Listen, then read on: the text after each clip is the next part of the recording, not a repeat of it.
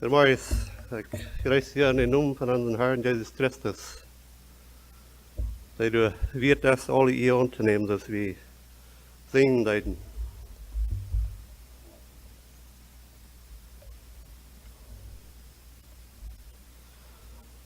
Wir gaan beten en dan waren die zonnigschultjes afgaan, door wat zingen en so wieder. So let us bow and pray for the Sunday school children and the teacher. Heavenly Father, we come before you, Lord, and we just thank you so much for blessing us with children. We bless them. And Lord, I pray that you would bless them as they go downstairs and do some singing and learn some things, Lord. I just pray that you would be with Lena as she leads them, Lord. Would you give her grace? Would you give her joys to be with the children there and to sing praises unto you, Lord. So I just ask that you would bless them all together. In Jesus' name, amen.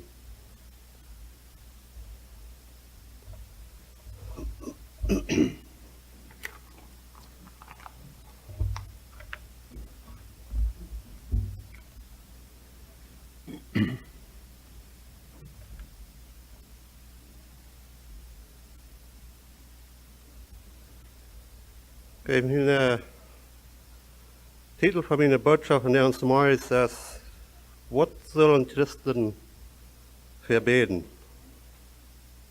Voor wat zullen Christen beden? We weten, we kennen voor zeer veel dingen beden. Ik wil twee versen bechecken, Kolosser 1 vers 9 en 10. En ik vind de 7 dingen wat we als Christen zullen verbeden. So Kolosser 1 vers 9, wenn je in de Bibel haben, waar we moeten hangen en dan moet zijn wat we leren kunnen. En dat vangt aan, dat zegt vast vandaan aan als we dat hielden. En ik wil bloß 3 van vers 1 lezen. De hoofdtekst is vers 9 en 10. We Tim verstaan wat hij de zei net, want hij zegt vast vandaan als we dat hielden. So wenn wir bloß da anfangen, dann weten we eigentlich wat hij zegt en wat hij redt van wat hij gehoord had, nicht? En so wenn wir von vers 1 anfangen en dan durch 10 lesen en dan we wollen die 7 dingen checken, wat we leren kunnen van wat we als Christen beten zullen. Wat Paul verbeten deed ook. So Kolosser 1 vers 1. Paulus, der durch Gott seinen Willen Jesus Christus sein Apostel ist, und Bruder Timotheus, schrieben nur die Helge in Kolosse, die treue Brüder an Christus, wir wünschen die Genug und Frieden von Gott unseren Vater. Wir danken Gott, den Vater von unserem Herrn Jesus Christus, immer wenn wir an ihn denken und für ihn beten. Wir haben von ihnen Glauben an Christus, Jesus gehört, und wo die alle Helden Gott sind, dort hast du mit zu lernen, dass du eine Hoffnung für ihn an Himmel reitest. Davon hielt je, als ihn dort wahre Wort, das Evangelium gepredigt wird, und so als dort an die ganze Welt was in Frucht bringt, so dass dort auch beginnt von den Tag an, als die dort Hirten in Gott seine Gnade an Christus verstehen können. So hab die dort von Epaphras unseren lieben Bruder und Mitarbeiter gehört. Heu ist Christus in Trüher deiner verjüngt. Hij heeft ons ook verteld wo Gott meint die sind, die je den Helden Geist haben. En dan nu hier de nächste Vers, het zegt vast vandaan als we dat Hirden, hel we aan voor ihn te beten. We beten dat Gott ihn mag die verstehen te verstonen geben, wat zijn Wellen verdient is, en wat dient dat niet, onjässliche als sich fehlen mag. Sie beten, dat die Gott zu je vollen Leben kennen, en durch gute Werken Frucht bringen, en Gott immer nur kennen lehren. So hij fängt hier an, die Antwort fängt wir an Vers 4 durch, wo er sagt, wir haben von ihnen Glauben und Christus dieses gehört. Und so, das Schönste von ihren Glauben gehört haben, sagt er durch Vers 9, hell wir an, für ihren zu beten. Und so, nu wir mal checken, was wir da lernen können, was die 7 Dinge sind, wo Paulus verbeten hat. Und ich glaube, wenn die Check das an Kolosser neidig hat, für das näher beten, dann haben wir das neidig von der an, für die näher zu beten. Und ich will das für 2 Ursachen tun. Erstens, so dass wir das können an unser eigenes Leben anwenden. Und zweitens, so dass wir besser verstehen können, für was wir beten sollen, wann wir beten tun. Viertens, dann weten wir was für was wir beten sollen. Wir weten, dass wir haben in Jesus, Paulus kann sagen, dass das sind Tiden, wir weten nicht mal, was zu beten, aber der Jesus, der betet durch uns. Der betet mit so einer Welt, was wir einmal nicht mal verstehen, aber das ist der Jesus, der durch uns beten wird. Aber hier sind 7 Dinge, was Paulus verbeten hat, und ich glaube, das lehrt uns, dass wir nicht bloß sollen für uns selbst beten. So, das erste Wort ist,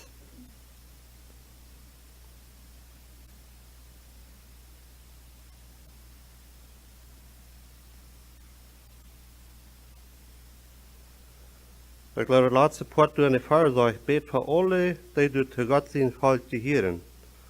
So, das lehrt uns, dass der bet für alle, die du zu Gott sind, Familie hören. So, ich glaube, das lehrt uns hier, dass wir sollen nicht bloß für uns selbst beten, aber wir als Christen, wir sollen für andere Christen beten. Das ist das erste Wort, was wir hier finden. Und das ist das erste Ding, für was wir als Christen sollen beten. Wir sollen nicht bloß für uns beten, aber wir sollen auch für andere beten. Und dort finden wir in Epheser 2, Vers 19, wo Paulus sagt, dann sind die nun nicht mehr fremde Wanderer über, Epheser 6, Vers 18 ist. Sagt er, dit tut alle am Gebet, und bet Gott am Halb, bet immer, wenn der Jesus ihn tut, anmund, blieb wacker und gib nicht nur mehr beten. Und dann sagt er, der letzte Part, sagt er, bet für alle, die zu Gott sind, falsch die hören. So hier sagt er, sie sollen beten, bet für alle, die zu Gott sind, falsch die hören. Und das sage ich in einer anderen Übersetzung, sage ich, besonders für die Gottesfamilie soll wir beten. Für die Brüder, unsere Brüder und Schwestern. So wir finden das hier, das erste Part, wo wir Christen sollen verbeten, ist nicht bloß für uns selbst, aber für andere Christen beten, für unsere Brüder und Schwestern. Und wir sind selbst, wir sind im Port von Gott seine Familie. Wenn wir den Herrn Jesus haben angenommen, dann sind wir im Port von seiner Familie. Und so wir brauchen uns einen anderen, wie Gott sein wird, der uns das befehlen, dass wir sollen einer von den anderen beten. In Epheser 2, Vers 19, da sagt Paulus, dann sind die nicht mehr fremde Wanderer, aber Mitbürger mit der Helge und Lehrer an Gott seine Familie. Sie sagt, wir sind hier nicht mehr bloß Fremde, aber wir sind Mitbürger, uns Citizenship aus dem Himmel. Sie dort ist, wo uns wirkliche Tüß ist, wenn wir den Herrn Jesus an euch nehmen, dann ist dort, dann sind wir, dann die Hiebe zu Gott in der Familie. Dort wird hier sein, das. Und so, wir sollen einer für den anderen beten. In Kolosser 4, Vers 2, durch 4 durch, sagt Paulus, hold on mit beten. Sie wacker und dankbar. Betet für uns. So hier sagt er, betet für uns. Und so wir haben das nötig, für alle zu beten. Hier sagt er, betet für uns. Dort Gott muss eine der aufmerken für sein Wort. Und dort wir das Geheimnis von der Rettung durch Christus predigen können, dort ist, wo wir ihn auch ansetzt, bet Gott daarom dat ik dat mag zo klaar zijn als ik dat zal. Als Paulus dat geschreven heeft, wo hij zei dat hij voor die beden deed, hij zat in gevangenis. En zo hij zegt, we zullen beden. We vinden dat hier, we zullen voor al die beden, wat God in de familie hier, maar we vinden dat hier ook, we zullen voor die beden, wat het woord predigen doen. En Paulus zegt hier, de laatste part beter om, dat ik dat mag zo klaar zijn als ik zal. En zo we hebben dat alle nodig. Besonders ook die wat het woord predigen, we brauchen die gebeden. We, ons fehlt het aan dat we voor ons beden, zodat we kunnen dat verbrengen zoals dat zal. So we zullen nicht bloß für uns beten. Petrus, wir wollten die Geschichte, in Apostelgeschichte 12, Vers 5 durch, wo Petrus in Gefängnis war, sagt er, Petrus war in Gefängnis geholt, aber dann sagt er über die Gemeinde bet. Ernstlich verarmt zu Gott. Und wir wollten die Geschichte, was passieren wird. Petrus war in Gefängnis, die Gemeinde bet, und wir wollten die Geschichte, dass ein Engel kam und wir in Gefängnis nennen. En dan moet Petrus los en Petrus ten doorgaan wo die gemeente beden deed. So die gemeente bedt. So we zullen einer voor een anderen beden. Voor al die wat te God in de familie hier. En is Thessalonica 4 vers 17 en 18 zegt Paulus, houd aan met beden. Ziet en alle leeuwen dankbaar, wil Gott dort en Christus Jezus van dien verlangt. Die Paulus sagt hier, das ist, was Gott von uns verlangt hat. Wenn wir zu Gott in der Familie hier sagt er, holt an mit beten und seid dankbar, weil das ist Gott sein Willen, das ist, was Gott von uns verlangt hat, sagt er. So, das ist der erste Part. Wir sollen nicht bloß für uns beten, aber wir sollen für andere beten. Auch, einer für den anderen. Und dann der zweite Part, der in Kolosser 1, Vers 9, als dort, wo das sagt, dort dient es mich zu verstehen geben, was sie in Wellen verjünt ist. Sie der zweite Part, was ich finde, für was Paulus hier beten deed, sie bet für die, dass die würden finden, dass die würden verstehen können, was Gott sie in Wellen verjünt wir. Und dort ist auch ein Ding, was wir von der und sollen beten für uns. Dat we mochten verstehen, wat God zijn Willen voor ons is. En dat is zeer wichtig, dat we aan God zijn Willen zijn. Dat is zeer wichtig, dat we weten wat God zijn Willen is. En so dat is een ding, wat Paulus, wat ik vind, wat we verbeten zullen. We zullen verbeten, dat we mochten verstehen, wat God zijn Willen voor ons is. En wo kommen wir nach Gott im Gebet, wenn wir dann kommen? Kommen wir nach ihm und sagen, was wir wollen? Mir fehlt das, ich will das, ich will das. Ich glaube, einmal müssen wir das andere. Wir müssen nach Gott kommen und fragen, was du für mich tun hast. Was ist dein Willen für mich? Taufjahren kommen wir nach Gott und sagen, das, was ich will, das, was ich will, gib mir das, gib mir das. Aber wir sollen fragen, das Paulus sagt, am Weg nach Damaskus, wo Gott, wo Jesus begegnet, dan vroeg hij Jezus en zei, Herr, wat was du, wat ik doen zal? So hij vroeg, wat is dienen willen voor mij? En so dat is de tweede part, wofür wir beten sollen. Dat Gott uns mag verstehen geben, dat wir würden verstehen können, wat Gott sein Willen für uns ist.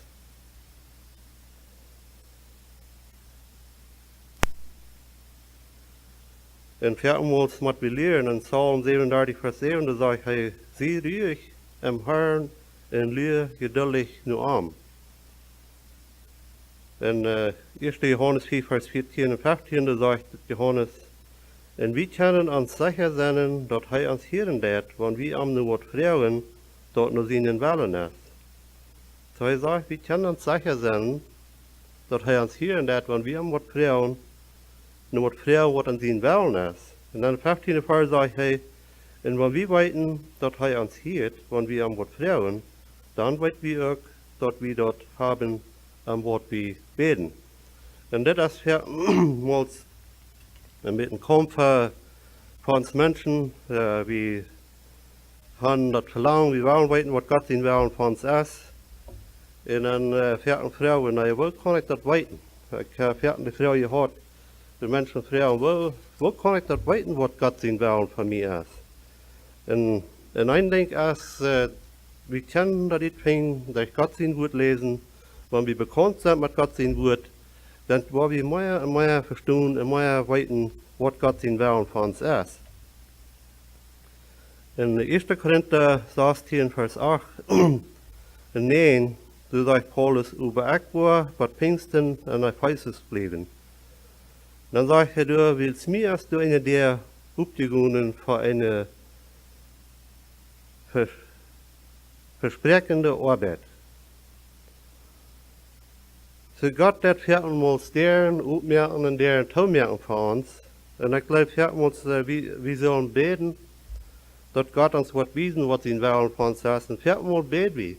En er zijn beste dingen, die vinden we niet aan God zijn woord, wat zijn wil is voor ons. Wij moeten zeggen, wanneer ik en die nieuwen wil in huis hebben, en we gaan naar de Bijbel en lezen wel iets van, wat wil God hebben, wat huis zal ik hebben. We vinden dat de weg. So dan moeten we beten, we moeten God komen beten. En dat is een ding wat voor Paulus beten, dat hij willen verstaan wat God zijn wil is. En ik geloof, we beten dan, en dan moeten we dat feilen, dat God leidt aan deze hinzicht, dan zullen we gaan, en dan uitvinden of de der op is. Dus Paulus hier zei dat, niet als du eine der op te gaan, voor een versprechende arbeid. En zo wanneer we dan gaan, en de der überteuert ist, dann haben wir das so annehmen, dass das nicht Gott sein Willen ist für uns. So werden wir dann an der brechen, wir brauchen die aufzubrechen. Wir haben fertig Dinge, was wir wollen, was wir sein, was wir würden wollen dann, und was wir sein, was für uns Gott ist. Aber das ist nicht immer Gott sein Willen. So Gott, wenn wir Gott fragen, en vrouwen ons hij ons wijzen wat zijn willen is. Hij wordt ons wijzen en hij kan het durch deze dingen doen. Hij wordt het daar toemerken, wanneer dat niet zijn willen is voor ons.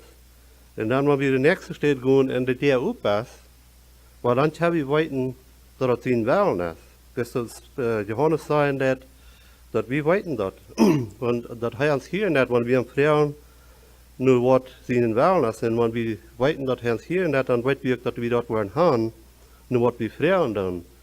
Zo hebben we nu dus dat denken, nou ja, dat zegt, we weten dat God wat ons dat geven, nu wat we vragen dan.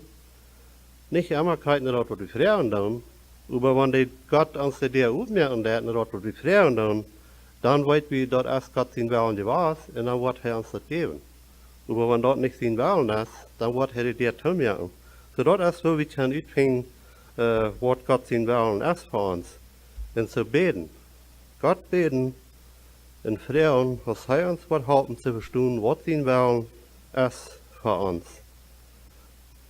Und dann der dritte Part, wofür er beten will, und wofür wir beten sollen, ist der dritte Part in den einen Vers. En dan zeg je, en dat dient dat niet meer van geestelijke aanzicht velen. En een andere overschrift in de Judische, du zegt dat wijsheid. Er zijn twee dingen, dus geestelijke verständnis en wijsheid. Zo eerste wil ik doen, de wijsheid. Zo de tweede part is wijsheid. We zullen beden voor wijsheid. En Jakobus 1 vers 6 zegt dat, wanneer het irgendwem aan wijsheid fehlt, dan laat hem God vragen, wil God dieren jaf en keinen scheld, wat om de wijsheid gegeven worden. So God zijn woord zelf zeggen dat, wanneer irgendwem dat aan wijsheid fehlt, dan laat den God vragen, en God de regeren jaf, zodat hij wordt vragen, den wat hij dat geven. So dit is wat we zullen verbeden, voor wijsheid. In 2 Chroniker 1 vers 10 durch 12, du fragst Solomon eine Weisheit, und er trägt das durch. Er sagt, das ist der, du gehst ja meine Weisheit und Verständnis. So das ist Solomon, was hier noch fragen hat. Er fragt eine Weisheit, dort ich mit dein Volk reich umgehen kann, wils wer kann das dein großes Volk regieren?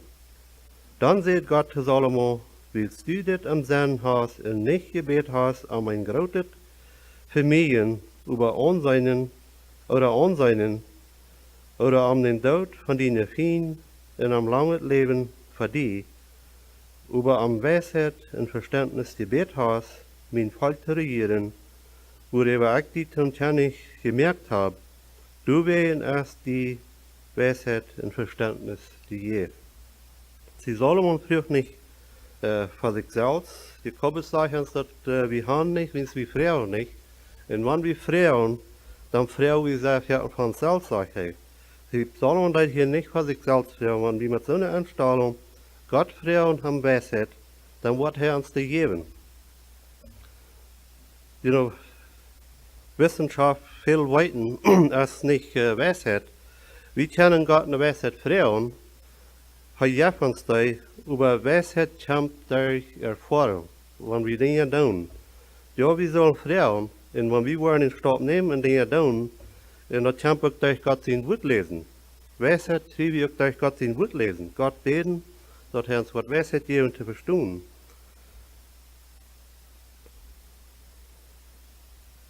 In 1. Johannes 3, Vers 22, da sagt er, wir wollen das kriegen, wo nur wir fragen, weil wir seine Geboten holen und tun, was am gefällt. Sie, wenn wir Gott sein Wort weiten, und wir weiten, was Gott von uns verlangt hat, dann wird Gott uns geben, wo nur wir fragen, weil wir das tun, was er sagt. Und wenn wir eine Weisheit fragen, dann wird er uns das geben. Wenn wir nicht das tun, was Gott uns sagt, und wir weiten, was wir sollen tun, wir tun das nicht, und dann wir eine Weisheit fragen, dann Gott wird uns das nicht geben. Er sagt, wir wollen das kriegen, wo nur wir fragen, weil wir seine Geboten holen, weil wir das tun, was er von uns verlangt hat. Jesus sagt auf einer Stelle, warum nennen die mich Herr, und tun nicht das, was ich sage?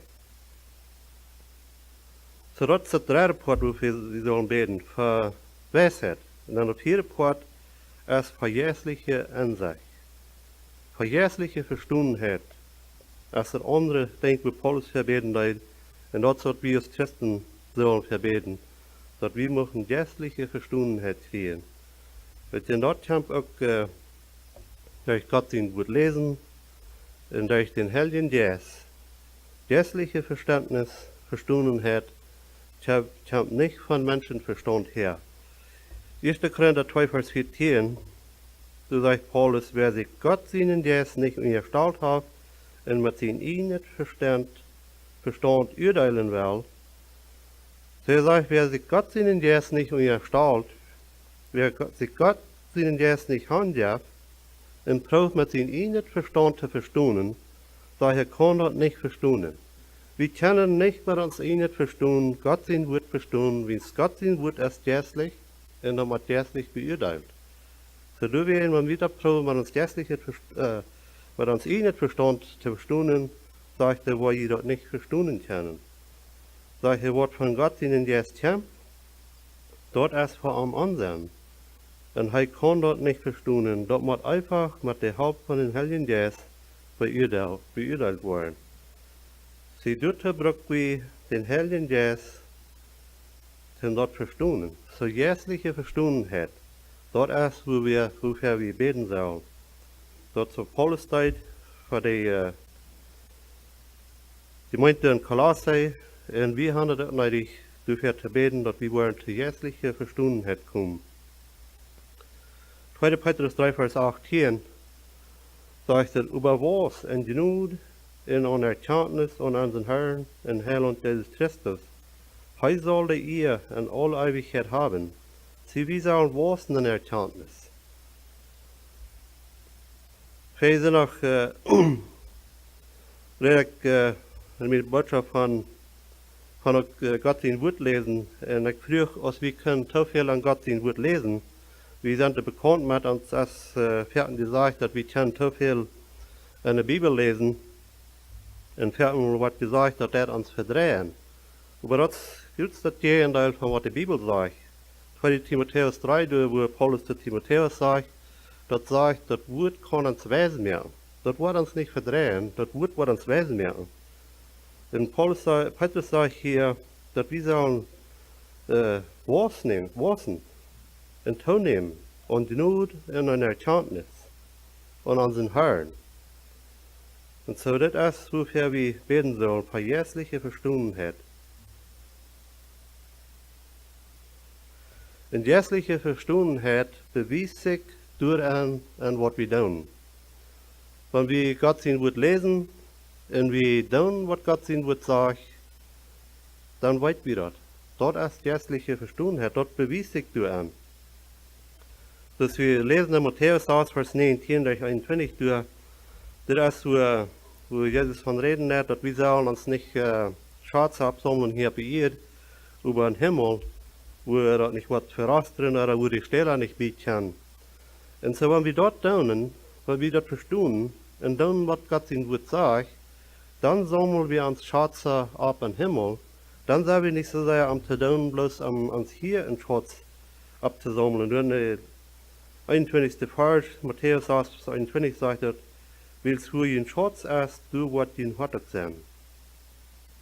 So deswegen sagt, dass die jährliche Verstummenheit beweist sich du an was wir tun. Wenn wir diese Dinge tun, dann sammeln wir uns in Schatz im Himmel. Und wo immer ein Schatz ist, du sind unsere Gedanken. Sie, wenn wir dort tun, dort ist jährliche Verstummenheit. Wie wir das abholen, ich glaube, letztes Mal ist Prost hier in der Botschaft bringen, er redet auch von, er sagt, wenn wir das nicht tun, was das Wort sagt, das kriegen dann alles, was wir hier haben, wenn wir das nicht tun, das nützt uns nicht. Und das ist, was das ist. Bloß Gott sein Wort weiten, nützt uns nicht. Aber wenn wir das tun, dann sammeln wir uns einen schwarzen Himmel, wo dort bleiben wird. Und dort ist jährliche Verstummenheit, und dort zu sich dort an, was sich dort bewiesen hat. So dazu wir verbeten sollen, für jährliche Verstummenheit. Und dann der 5. Part, wofür Paul beten leiden, wofür wir sollen beten, ist, und der 10. Fall durch, dass wir beten, dass die Gott hier vollen Leben kennen. So das ist das nächste Ding, was wir verbeten sollen. Dass wir Gott hier vollen Leben kennen.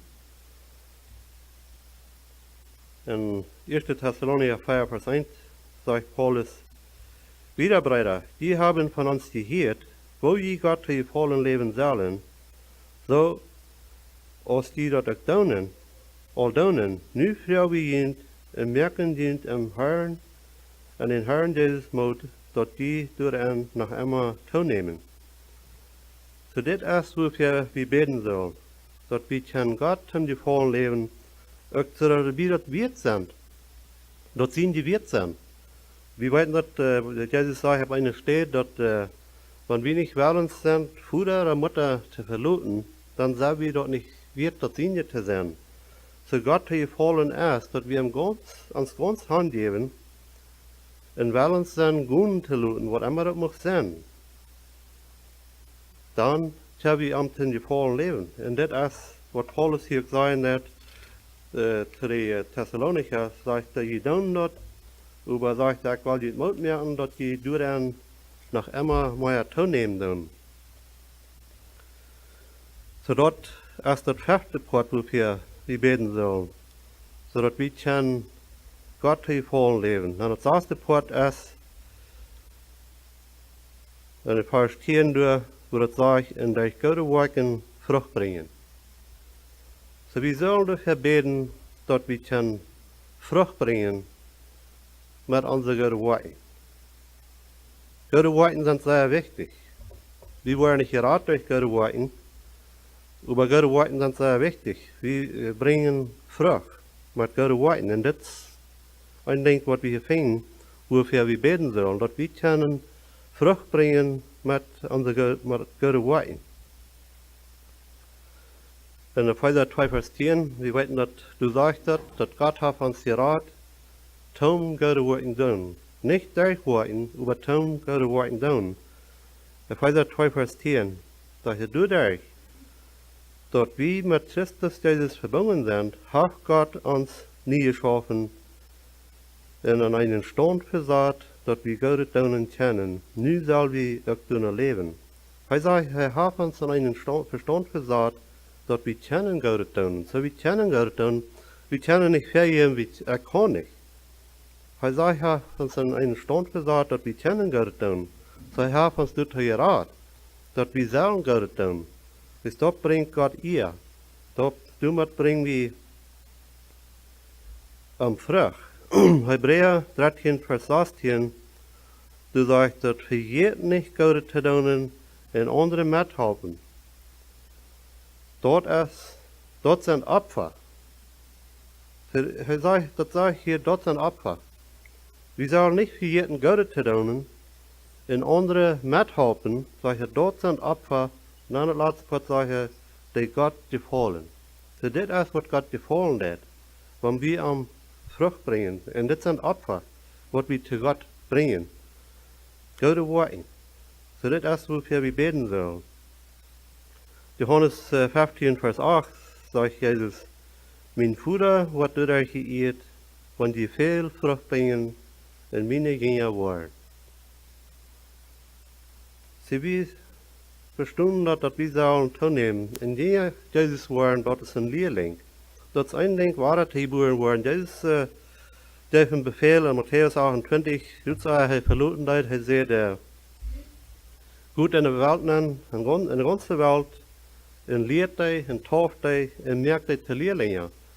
Zie, dat is de eerste stap, de Neugeboorte. En kind Gottes worden, dat is de eerste stap.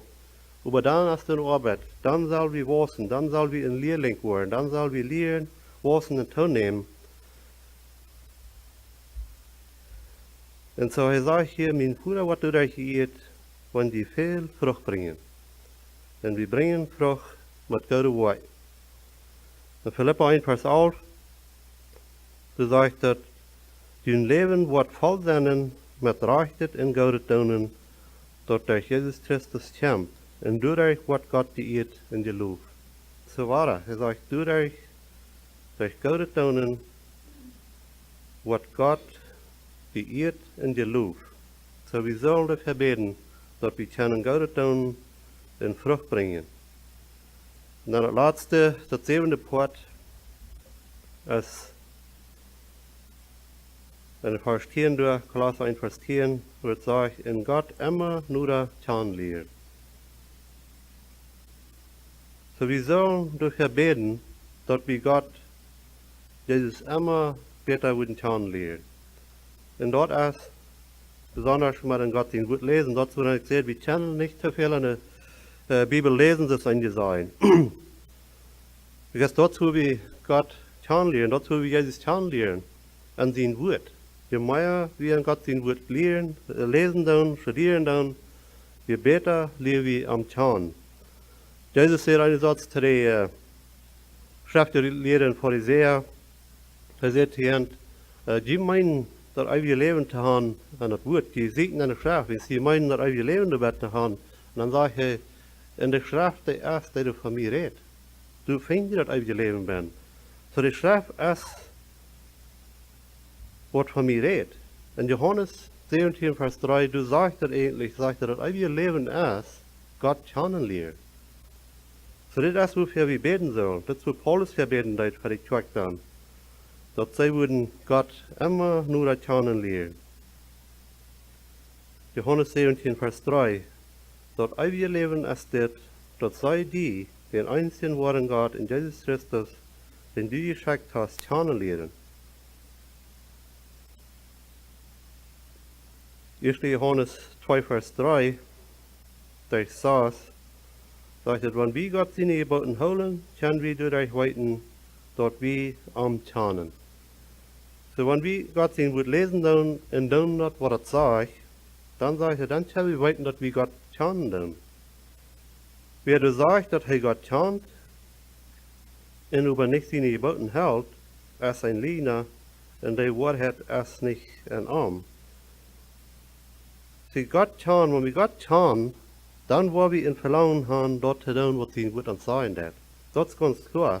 Und deswegen ist das so wichtig. Je mehr wir an sein Wort sind, je mehr lernen wir dort, wo sein Herrn leben wird, inderdaad het verlangen schreef we dat te doen wat hij wil gaan, wat we doen zullen. En dat zodat we het weten kunnen dat we hem gaan.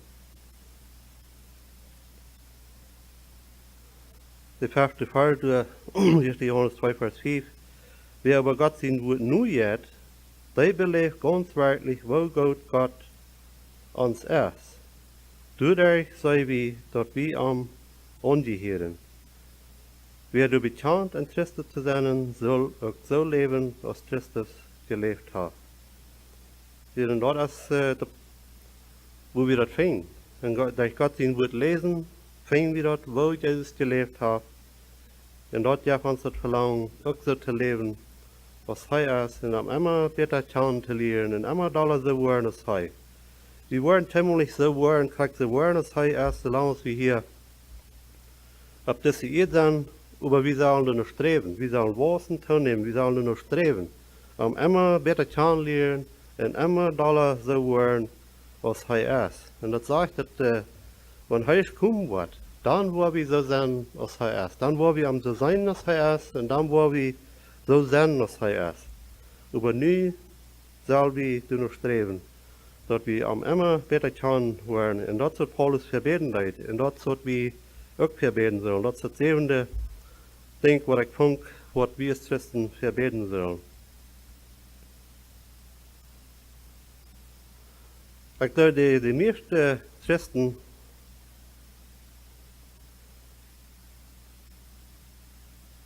sollen mehr beten, die sollen beten, dass sie würden mehr tun von dort, was sie all weiten.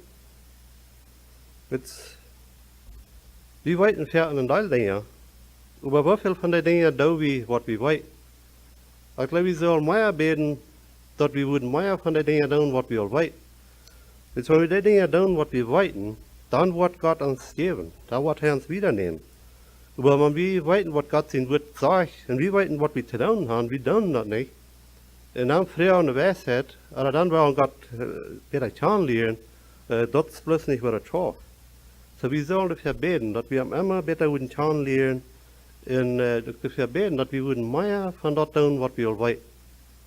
Das vierte Mal ist uns Kopf so voll, wir weiten so viel, und wir sehen wieder und wieder, aber wie viel bemühen wir uns, um dort zu tun, was wir all weiten. Weil wir das tun, was wir weiten, dort ist das rechte Ding zu tun, zum Bossen und zu nehmen. Dort ist es, dass eine Buch sagt, dort ist der Vitamin A. Dort anwenden an uns Leben. Dort, was wir weiten, dort in uns Leben anwenden, und dann, wo wir zu nehmen, dann wird Gott uns mehr geben. Wo das sagt, von dem wird nicht, wo der Hahn wird mehr gegeben werden, und der wird nicht haben, von dem wird noch dort genommen werden, was sie haben. So, wenn wir weiten, und du wirst nicht was tun, bloß wiedersehen, weil das kommt die Zeit, wo uns da bloß noch was wahrgenommen. Solange wir da bloß einen Kopf haben, kann das verschwinden. Aber wenn wir die Dinge tun, was wir weiten, wir praktizieren die, was kriegt es, wenn wir in der Schule sind, wir lernen für was ist. Wenn wir sagen, wir würden uns lernen zur Mechanik. Und wir würden in der Schule sitzen, in Bürgdeich gehen, und wir würden viele Dinge weiten, wo das zu tun, was hier zu tun. Aber dann, wenn wir in die Arbeit kommen, dann machen wir das eigentlich noch einmal alle lernen. Und dann, wenn wir die Arbeit tun, wir haben von das alle gelesen, wir wissen alle, was das ist. Aber dann, wenn wir das tun, dann können wir besser verstehen. Und dazu wir dann wirklich lernen. Und dazu ist mit Gott sein Wort auch. Wenn wir das lesen, dann das ein Ding. Aber wenn wir das tun, dazu wir wirklich was in den Tun nehmen. Und dadurch können wir Gott immer besser kennenlernen. Und dort ist, wofür wir beten sollen, dass wir Gott immer besser würden kennenlernen. Bis in Jakobus 4, Vers 17, da sagt er, wer der weit Gott zu tun und der nicht tut, für den ist das Sinn. Wofür denkt ihr das? Wo ihr uns nehmen wir das Wort? Wofür weit wir was Gott zu tun und wir tun das nicht? Wir bringen Gott Früchte mit, wir ehren Gott damit. Gott wird geloven die Erde, mit Gott tun. Und wofür denkt wir das? Und wo wichtig nehmen wir das? Wenn er sagt, wer weit Gott zu tun und das nicht tut, für den ist das Sinn. Das ist, was das Wort Gottes sagt. 2. Thessalonicher 1 Vers 7, da ich auch, wie kann ich noch denken, dass ich mal, da ich die Bibel lesen da, und dann kam ich mit diesen Versen hier, und mir war das sehr wichtig, und ich habe gut der wahre eben gelesen, was das meint da. Und das sagt das redet von der einen Zeit, wo Jesus wird kommen. Und hier sagt das, 2. Thessalonicher 1, Vers 7, da ich nein, sagt er in Jün, da jene Lieden machen, was er geben, drude aus uns, dit wat hij doen, wanneer de Herr Jesus met zijn gewaltige Engel van Himmel kommen wordt, en een vlammende Vier. Dan de 8. Vers, dat is wat Jesaja Richtstund zegt, dan worden die gestroefd worden, die van God niet weten willen, en nur das Evangelium von unserem Herrn Jesus nicht hören will. So sei mir das so wichtig, dass es Gott kennen zu lernen. Sagt er, dann werden die gestrufen worden, die von Gott nicht weten will. Und nur das Evangelium von unserem Herrn nicht hören will. Und in einem Fall sagt er, ist gestrufen, ewig verloren zu gehen und von Gott getrennt zu sein, weit weg von Gott in seiner Herrlichkeit und Macht. So das ist so wichtig, dass es Gott kennen zu lernen.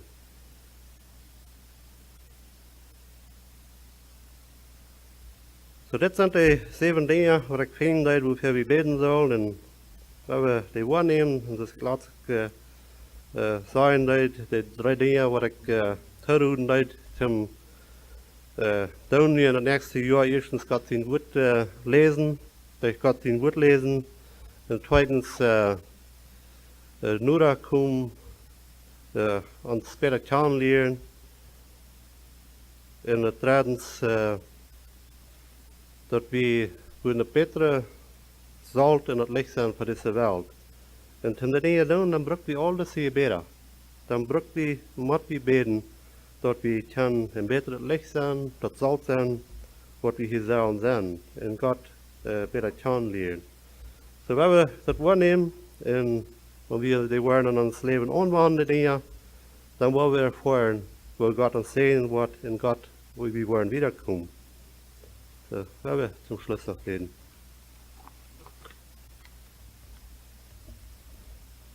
Lieber himmlischer Vater, ich komme für den Thron, ich danke dir, Gott, für den Wort, das wir das haben. Wo wir finden, alles, was wir brauchen, zum Seiligsein, auch zum für die Leben, Herr. Wir haben alle Versprechen durch. Wir haben alles dabei, was wir brauchen. Und vorher ich bete bloß, dass wir uns halten, dass wir den Wort wahrnehmen. Besonders, wenn wir weiten, Gott zu tun, wenn wir weiten, was wir von uns verlangen, dass wir würden tun. Dann wir weiten, dass wir sein, dass wir Wort sagt, wenn wir das weiten und nicht tun, dann ist das Sinn zu uns. Und vorher ich bete, musst du uns alle Kraft und Not geben, zum dort anwenden, was wir hier tun, was wir weiten tun, was die von uns verlangen ist. Und ich bete, Herr, musst du uns alle halten. Besonders diese 7 Dinge, wo Paulus verbeten hat, dass wir die würden ernst nehmen und dass wir die würden verbeten, dass wir würden wiederkommen in unser christliches Leben. Besonders nur in dieser Zeit, wo so viele falsche Lehren sind, wo so viele Menschen verführt worden, verletzt worden. Und Herr, wir haben den Wort, das darf nicht so sein. Wenn wir den Wort kennen, dann wollen wir weiten, was von denen jetzt ist und was nicht von denen jetzt ist. Und so ich bete, musst du uns halten, jeden einen von uns, dass wir diese Dinge würden wahrnehmen und für die Dinge beten. Für Weisheit, für geistliche Verständheit, Verständigkeit. Und für alle Dinge, Herr. Und dass wir die würden besser kennenlernen.